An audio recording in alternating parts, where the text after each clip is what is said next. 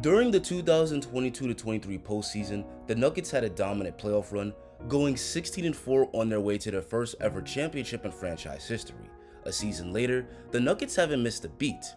Nikola Jokic has continued to put up historically great numbers and is currently on his way to his third MVP award of his career.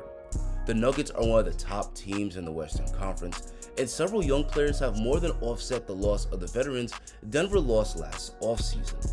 The way things are trending, the Nuggets are in perfect position to repeat as champions. This video will explain what's made Denver such a dominant team on both ends of the floor, starting off on the offensive end. When talking about Denver's incredible offense, we gotta start off with Jokic, since the offense runs through him. Jokic gets the most post-up attempts in the league. His combination of size, strength, post moves, and footwork make him an unstoppable force down low. He's got a great touch, so once he gets within 5 feet of the basket, there's little defenders can do. Defending Jokic is completely overwhelming, and what makes him even harder to guard is that you can't cheat off his teammates. Jamal Murray, KCP, and Michael Porter Jr. are all great outside shooters, so double teams and help defense on Nikola Jokic are quickly punished with kick-out passes to high percentage shooters. Aaron Gordon doesn't space the floor with his shooting, but he spaces the floor with his cutting. When his man comes over to help out on the Nikola Jokic post-ups, Jokic feeds him with lobs and dump-off passes, which are automatic points. And Jokic has some of the best passing skills ever, able to make difficult passes in tight spaces. Jokic also generates a ton of offense for the Nuggets with the two-man game. He's one of the best pick-and-roll scorers in basketball. He's not a lob target, but his floaters in the paint are practically open layups. He's also a deadly pick and pop threat where his jump shot is lethal. Because Jokic draws so much defensive attention, this opens up scoring opportunities for the pick and roll ball handler. Notice how on this pick and roll, KP doesn't want to help out on the Reggie Jackson drive because he doesn't want Jokic getting the ball, and this allows Reggie to score on this drive. Jokic is going to screen for Reggie Jackson again and roll to the basket. Bam Adebayo doesn't want to step up too high because otherwise it's an easy bounce pass to Jokic, and this allows Reggie to drain the pull-up jumper. Jokic also creates easy shots for his teammates with handoff plays. Here Jokic hands it off to Michael Porter Jr., who drains the open 3 ball. This time Jokic hands it off to KCP, who dribbles into the mid-range pull-up. Jokic catches it at the top of the key, he hands it off to Jamal Murray, who drives and finishes with the floater over Jason Tatum. That two-man game tends to collapse defenses, which creates open shots. Jokic is going to hand it off to Jamal Murray again, he drives to the basket, which sends everyone on Golden State to the paint. He kicks it out to the corner, Zeke Naji kicks it out to Christian Brown, and he drains the open 3. This time Jokic screens for Jamal Murray. The Warriors defend this by immediately double-teaming Murray. He makes the bounce pass to Jokic. Kuminga has to step this up, allowing Jokic to set up Aaron Gordon with the alley-oop. Ultimately, it's the Joker's absolute dominance, combined with the excellent shooting and off-ball scoring around him, that makes the Nuggets' offense impossible to contain. Guard Jokic in single coverage and he could easily drop 50.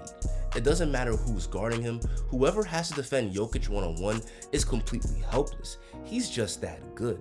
And there's nobody around Jokic you can get away with sagging off of, so send help defense and either a good shooter gets an open shot or Aaron Gordon gets a lob. No matter how you choose to defend them, the Nuggets will always generate a high percentage shot. Teams can only really pick their poison. Not only does Denver have an amazing superstar in Jokic, but also a great co-star in Jamal Murray. He's never made an all-star team, but Jamal Murray is very much an all-star caliber player. He's an elite scorer that could be the best player on the floor for Denver on any given night. Murray's speed and handle helped him get to the rim at will, where he's a terrific finisher. He's also a mid-range assassin. Murray is a master at finding his spots on the floor and draining fadeaways and pull-ups. Like other great scorers, Murray is a tough shot maker, with many of his makes being well defended. Jamal Murray takes scoring pressure off of Nikola Jokic since he's another player that can carry the offense, and he helps Denver to survive the non-Jokic minutes since they like to let Jamal Murray lead the second unit. Denver is also the best team in the league at finishing games. They rank first in the NBA in net rating in the clutch, and that's largely because their dynamic duo of Jamal Murray and Nikola Jokic are two of the best closers in basketball. They've both hit several game winners throughout their careers, so if either has the rock on the final possession of the game, there's a good chance Denver goes home with the win. Jokic has it. Clock ticks, gotta put one up. Jokic for the win. Oh, it's good! Jokic got it off in time! Not only is their offense incredible, but they're also thriving on the defensive end, ranking 10th in the NBA in defensive rating. A big part of that is having two elite perimeter defenders in their starting unit in KCP and Aaron Gordon. KCP usually guards the other team's top scorer if they're a small, quick guard, and Aaron Gordon gets the job if they're a big wing. They also have good perimeter defenders off their bench in guys like Justin Holiday, Christian Brown, and especially Peyton Watson. In just his second year, Watson has become one of the better defensive wings in the league. Oftentimes, he's trusted to guard the other team's best player.